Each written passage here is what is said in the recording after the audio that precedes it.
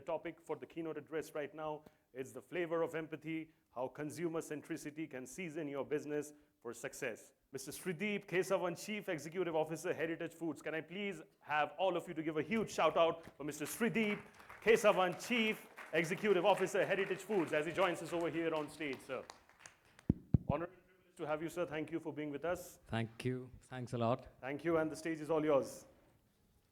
Good morning, everyone. It's such a pleasure to be here speaking to fellow marketeers. And Adgully is such an impressive network. And I really like the pledge. The pledge is actually what makes it more powerful. I feel that this is a place where we can feel safe, share, and not feel competitive. Very fortunately, we are all from different fields. So I guess, the learning can be transferred from one field to the other, and everyone can benefit. So, and especially I really like, sharing whatever I've learned I sometimes get the opportunity to go and speak with students. I cherish it a lot. The reason being simply that preparing for such a presentation or a speech itself helps me learn better. Actually, that's a time when you reflect, actually, is this what we did? Is this the real learning that we got? And I'm sure the experience must be similar for you all. So with that, I'll just get started. Maybe I'll just speak a couple of words about my company, what I represent. I don't know how many of you are familiar with Heritage Foods as a company? Okay, that's a fairly large number of, okay. So we are a dairy products company. We are headquartered in Hyderabad, and I think we have good presence across the south of India, and now we are spreading to all of India. We are about 33 years in existence. We are a listed company. We are listed in all the major stock exchanges, and for the last 30 plus years. And I'm proud to say that today we are the second largest private dairy company. Private in the sense, not on the cooperative side, Amul and Nandini and all on the cooperative side. And we have built, and it's not been easy. Primarily, the reason why I want to say this is that just to give you a sense of the scale of business that we do, our revenues are close to about 4,000 crores a year. And we service 1 crore plus consumers every single day, which I think is something that we all feel proud of at Heritage. We handle about 1.8 million liters of milk. That's about 18 lakh liters of milk every single, and this all started from zero, right? So it's been and on the other hand, you have cooperatives, mega brands like Amul, Nandini, Vijaya, Avin. You can imagine these companies do not exist to make profits, because their only purpose is, they're almost like an NGO, right? Cooperatives do not make money. So their purpose of existence is to market surplus milk of the farmer, because of which they can buy it at X, they add the cost, and they can sell at X plus delta X. Whereas we are under the scanner all the time. Shareholders ask us questions, and we have to deliver on ROCE, we have to deliver on returns and EBIT and stuff like that, right? So we work like any other FMCG company. So how do you make money in this world where you're competing with cooperatives? I'm sure you all know the answer, right? That's where marketing comes in, right?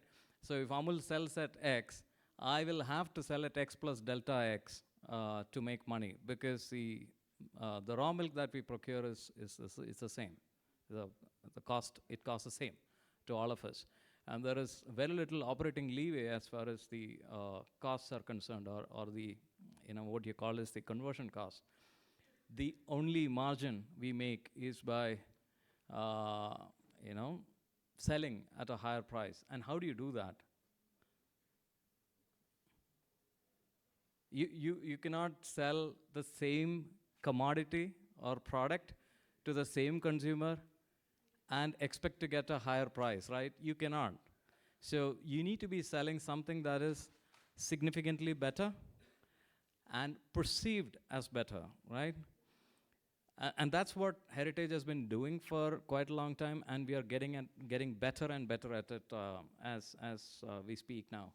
And the core of it is consumer empathy.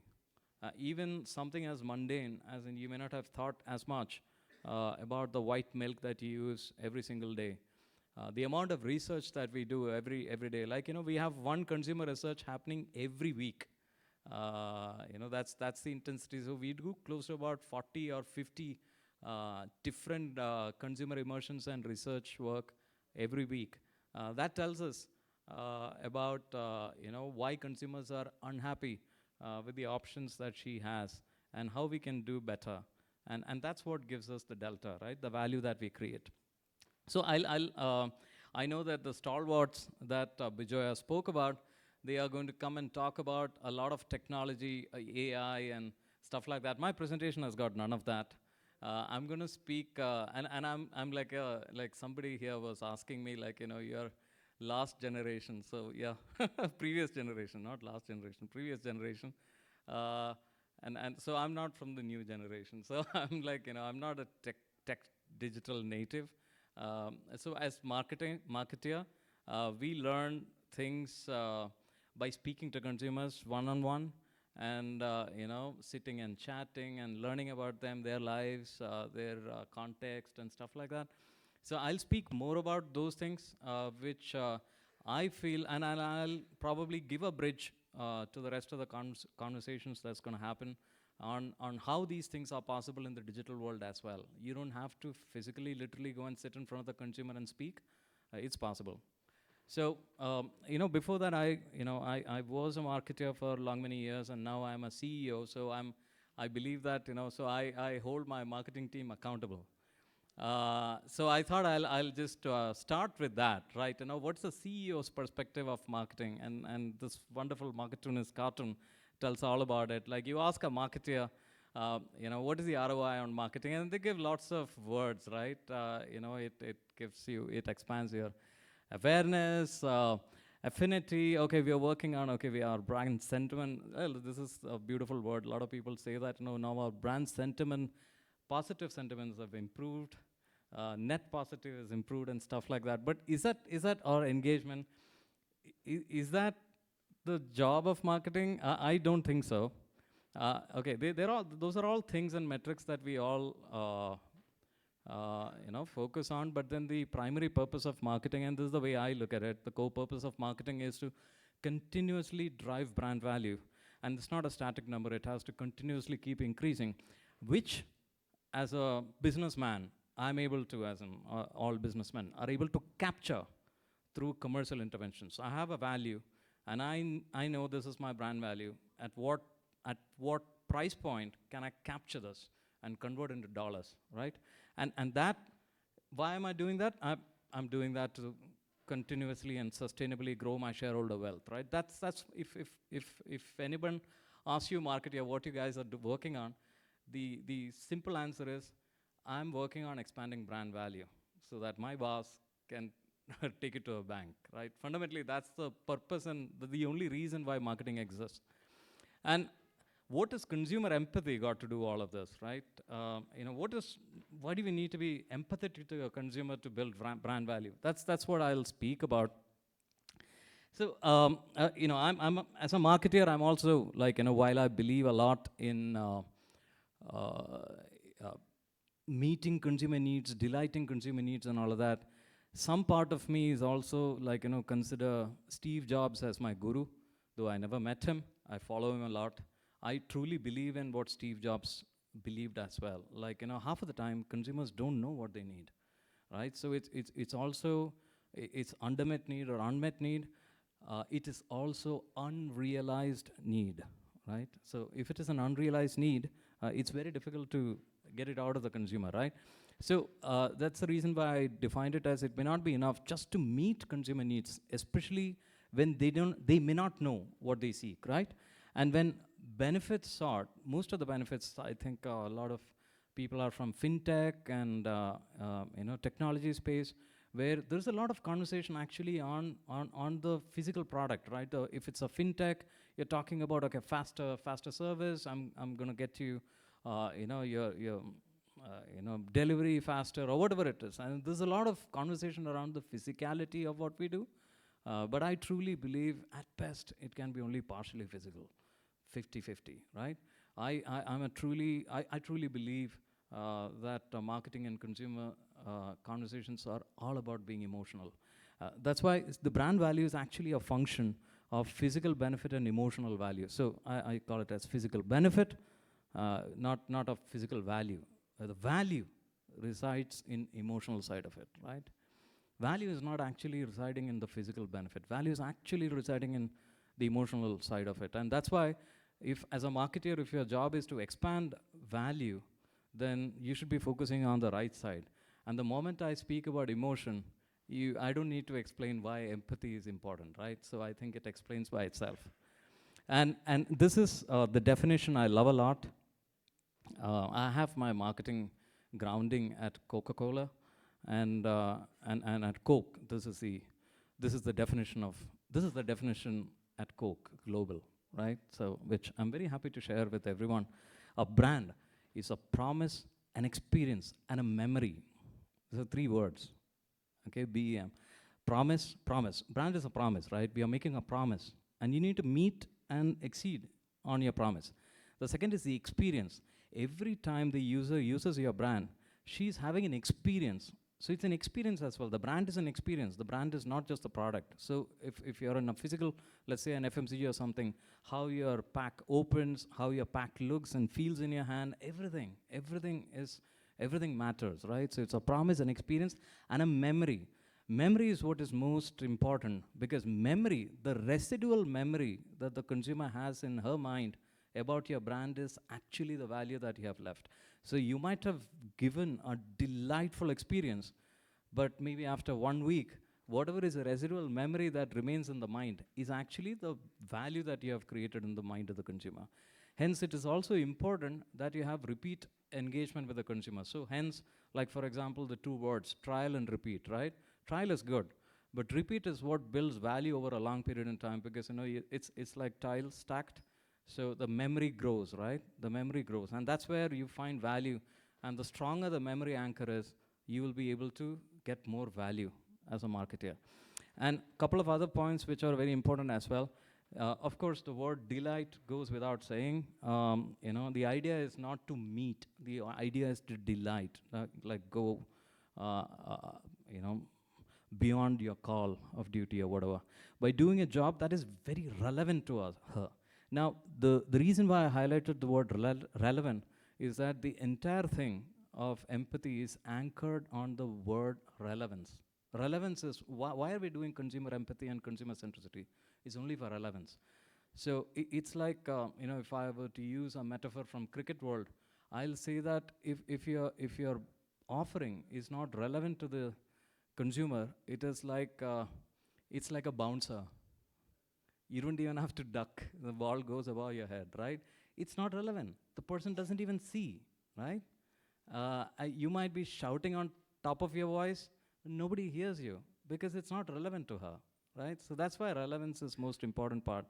And then, of course, by doing the job that is relevant to her in a unique and effective fashion. I use these 3 words. So this is what, like when when my marketing guys come to me with propositions, I measure on these 3 terms. This is fundamental to me. Like, how relevant is it? How unique is your proposition, your single-minded proposition, and how effectively you're able to solve the problem that she might have, or it could even be an unrealized problem, right? If your effectiveness is low, you're not going to delight the consumer, right? You might have a unique offering. You might even be relevant to her, but you're not effective, right? And this is what drives perceived brand value. I'll give some couple of case studies. These matter a lot to us because, I'm not saying that we are doing any earth-shattering stuff. I'm sure that everyone in this room is doing something similar or better than what we are doing. But the beauty of all of this is is the effort and the pain that has gone into these stories, right? Which I won't be able to explain. Because each of these, I'm just sharing 2 case studies, and they might look very simple. They're actually simple, because marketing is not rocket science, right? Uh, but, but to get here, we have to struggle a lot, which I won't be able to show in a 10-minute talk. The first is, yeah, so I'll use a bridge from the past. In the past, like, like I'm a student of Martin Lindstorm and all. So I used to, there was a time, nowadays I don't do that so much. I used to spend about 50 hours a year just sitting in consumer homes, consumer households. I'll open their fridge. I'll see how they live. I'll do as an of course, you can't generally walk into someone's home and open a fridge. You need to get there, like, you become their friend. You talk about everything. These days I meet marketeers who go in and say that, okay, have you used our milk? Which milk do you use and all of that? Now, they're not happy to talk about milk. But if you talk about their kids, what do they do? How are their neighbors like? What's the community? What's changed in their life? What time they wake up? They open up. And then you get to know about their life. And your product is somewhere in their lives. And you don't get obsessed about your product. Get obsessed with your consumer, right? And today, we have an opportunity to do this in a digital fashion. And that digital opportunity is what I call as community marketing, right? So I'll speak a little bit about this. The key insight about community marketing comes from the idea that belonging in the human motivation network, human motivation framework, the Halen framework, belonging is one of the biggest motivation drivers, right? Emotional motivation drivers, belonging. Fundamentally, you must be, all of us, I don't hear this so frequently these days. When I was growing up, man is a social animal used to be a phrase that we used to hear almost every day, right? Now, probably because of the social media and all, we don't say this much enough. But if I was to say, the reason why man is a social animal is because belonging is such a powerful emotional motivator. And belonging, because people like to feel safe and secure when they are in the company. And this instinctive drive comes from our ancestors, because we used to survive in clans. We used to support each other, right? And this is what is we see in digital communities. So today, you have digital community. I'll just give an example of a digital community. You have your child, and you have child in school, and you have a mom's group of all those children who study in the same school, right? That's a community, right? And you're discussing stuff. You're not discussing about milk and curd and all of that, but you're discussing something which is relevant about your life, right? And if I want to have empathy with you, I need to understand what's going on in your life. I need to be part of that community, right? Now, that may not be possible because these communities are closed communities. Now, you could have a community in your residential, in your apartment complex, in your residential place you stay, your school, mom's group, your alumni network. You won't let me in. I'm not an alum. Why would you let me in, right? But there is a way to do that. And these communities exist across Facebook, Reddit, LinkedIn, Quora, everywhere, right? And these communities, there are gatekeepers. The gatekeepers are called admins, right? So what we did is, this is just a scale, numbers. So just on cooking recipes, there are 71 million people across some 1,200 plus groups. Mind-boggling numbers, right? Now, and plus so many things, right? 1,200 plus for everything. Learning and education, 2,400 groups, right? And these are we just pulled out some numbers which could be relevant to us as consumer marketeers. Neighborhood and local, 1,200 plus groups, right? 16 million. Now, Facebook is definitely the most effective place where these communities actively participate because of the format of the media itself. So what did we do? As in, we had this problem. We were working on paneer. We've been having paneer for a very long time. Now, there are many of you from north of India, so this may sound funny to you, but in south of India, we don't eat much of paneer, right? The reason is it doesn't actually fit into our menu, right? We eat sambar, we eat rasam, we eat curd rice, we eat dosa. Now, how do you put paneer and all of that? So when we spoke to our consumers, almost 100% of them had eaten paneer or do eat paneer regularly. Where do they eat paneer? They go out, and when they eat at restaurants, they have. So what dishes do they know of paneer? They know of paneer chili, they know paneer korma, they know paneer butter masala, they know that they have paneer kadai, that also they have heard, paneer bhurji they have heard. But then why they don't eat at home? Because it doesn't go well. Like, how do I eat it with a sambar, right? I can't eat it with sambar. So we thought, okay, fine. If this is the case, then we can't grow our paneer business, right? How do we grow? I want them to eat paneer every day, Monday to Sunday, every day paneer. How do I make that happen, right? That's when we said that, okay, how do I get a sneak preview of what's happening in their life? And we worked with this partner called Conversite. Now, Conversite is an aggregator of communities, right? So Conversite has got thousands of admins of the said communities that I spoke about in their network.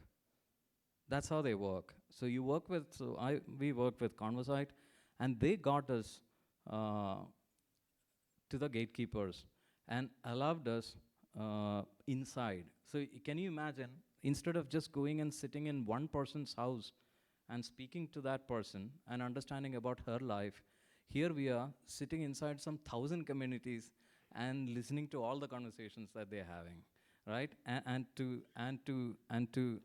we heard so much about what they're doing. So what we did is, if you need to trigger a conversation in a community, it's very, very clear. See, one big advantage in a community is that people speak freely.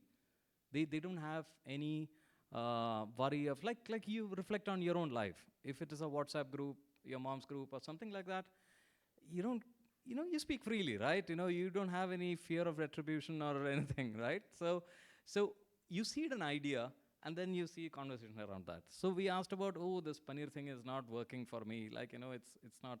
I heard this paneer. Have you tried this in some? So these 160 posts were all made by admins. So we curated them and gave it to admins, and they were all extreme posts.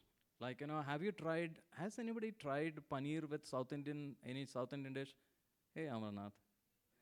And that triggered the conversation, and then you have a lot of people talking about it, right? We had an organic reach of about 7 million.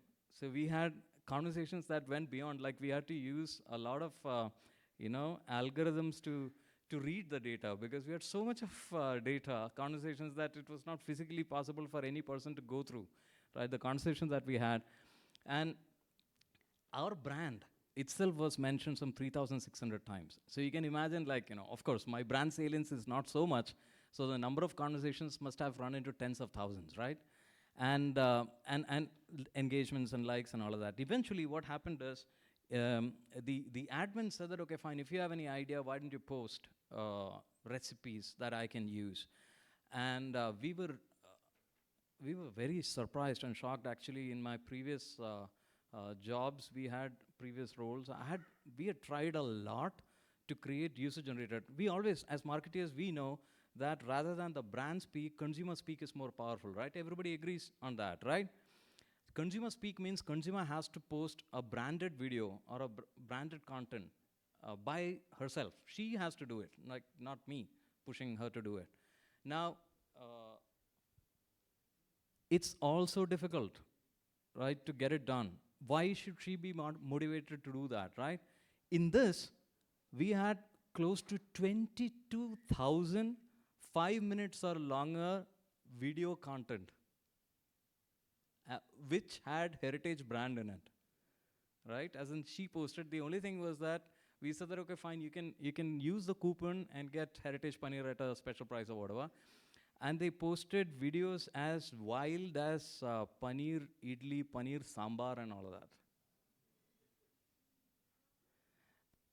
Yeah, I'll just show some.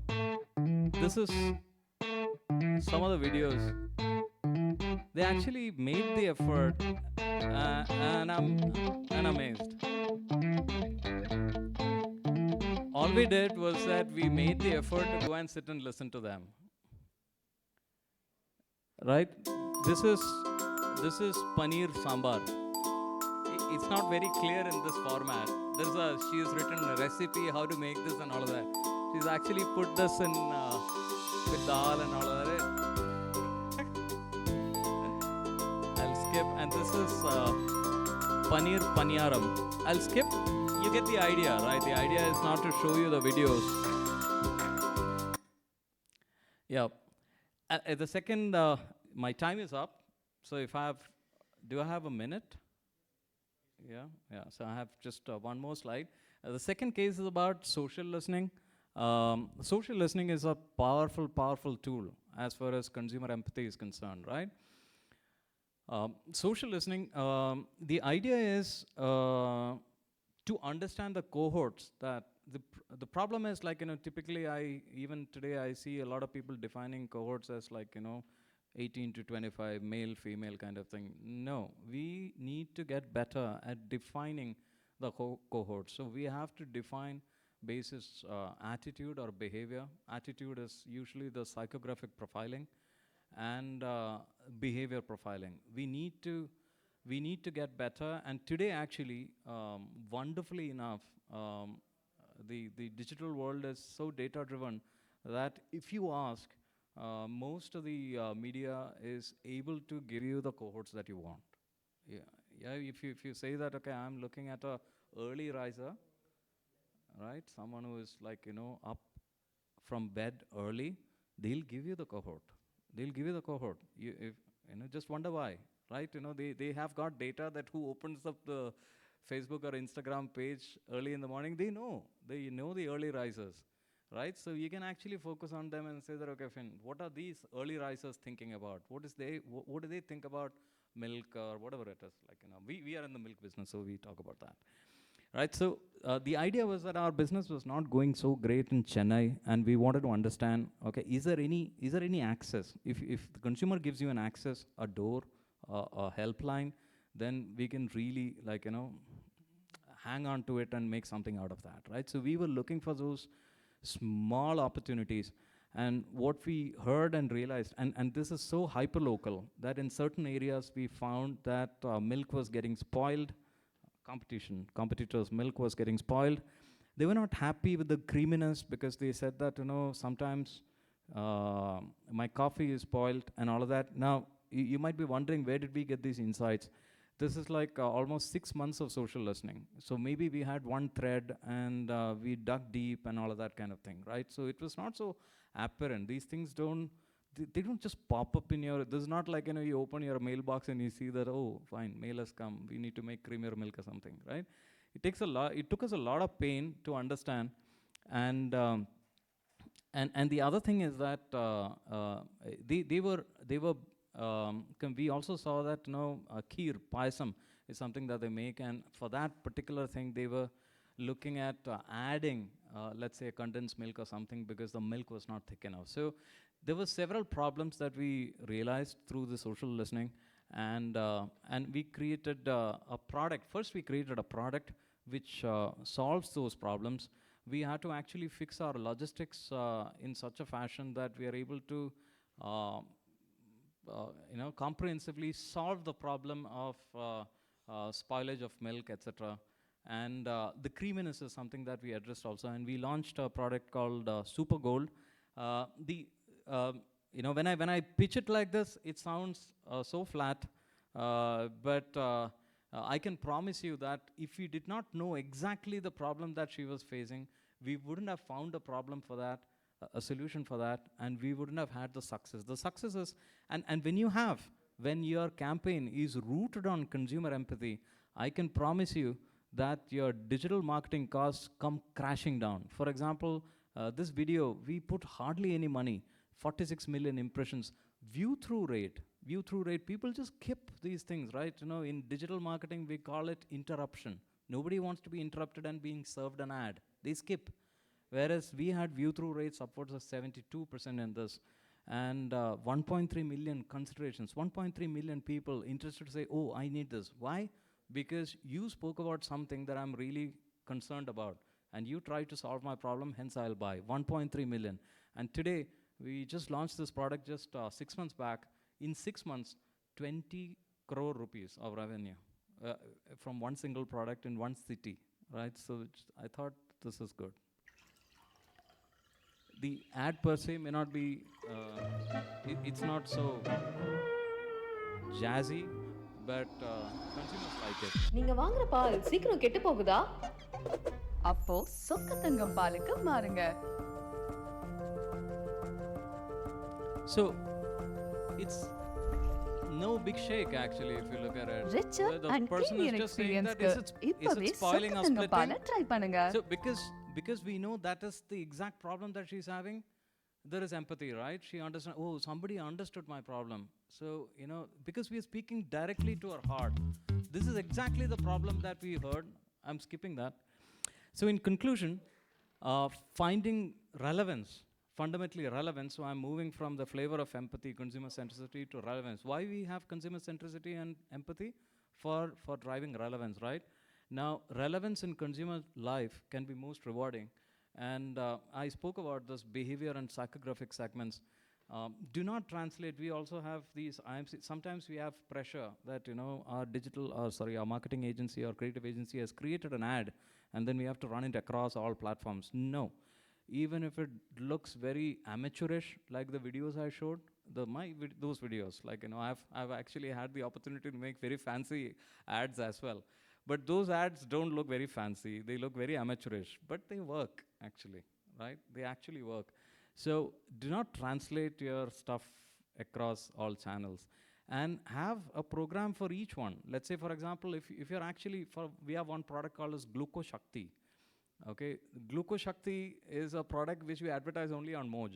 We don't do any other platform. So you need to know where your consumers are and speak in that place. And this is a kind of this is just our you know, if I can just show the comparison, like, you know, I think we have become massively consumer centric in the last 2 years. This is a kind of transition that we have had. Now we are actually in the dairy space, we are the second largest digital presence with more than 300,000 followers across our YouTube and Facebook. So that's the kind of organic reach we have. We are only second behind Amul. Amul has 500 plus. And you look at this impression, and most important thing you might like are the key metrics like CPM and CPV. So cost per mile and cost per view has come crashing down 33%, because it doesn't cost much money now, right? And this is FY24. FY25 has come down another 50%. So our cost of marketing is coming down every month, because, you know, we are speaking the language people like to hear.